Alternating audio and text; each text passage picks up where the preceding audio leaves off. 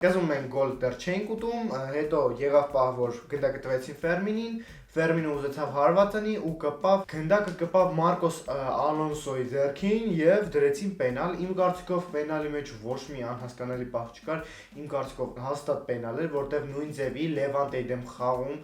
երբ որ Բալդեն ձեռը այսենց էր, կպավ իր ձեռին պենալ դրեցին։ Իմ կարծիքով 100% ձեռը Մարկոս Ալոնսոն պիտի սովորի Չուամենից ինչպես կանգնել վրատար։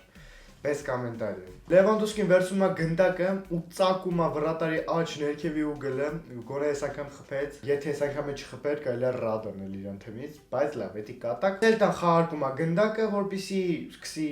գոլից հետո։ Մենք գնդակը խլում ենք, Ֆերմինի իդեալական պադաչ անում Ռեշֆորդին, Ռեշֆորդը ընդունում է, ամենավատ ձևի ռեալիզացիա անում, գնդակը Սելտայի խաղացողները բռնում են, վարկյանական կոնտրատակա մեծ գոլ են խփում։ Ինձ տպավորություն է, որ գոլից հետո մեր մոտ սաղ մոռանան խաղալը ոնց է, գոլ են խփում, всё, давайте, կարելի է հանգստանալ ու ոչ մի բան էլ չանել։ Ես զարմանում եմ, ոնց կարելի է այտենց վատ պահել այդ անտեր գիծը օֆսայդնի, դժվար է, դե Բալդեն, ասենց ասեմ, սաղ առավոտին է մերազում այդ օֆսայդի գիծը չէր աշխատում, բայց հիմա Բալդեն անասունությամբ է զբաղված, ես չգիտեմ։ Շնախարչինը խիա մեր պաշտպանության գիծը հելնում հասնում մեր հակառակորդի կիսադաշտ,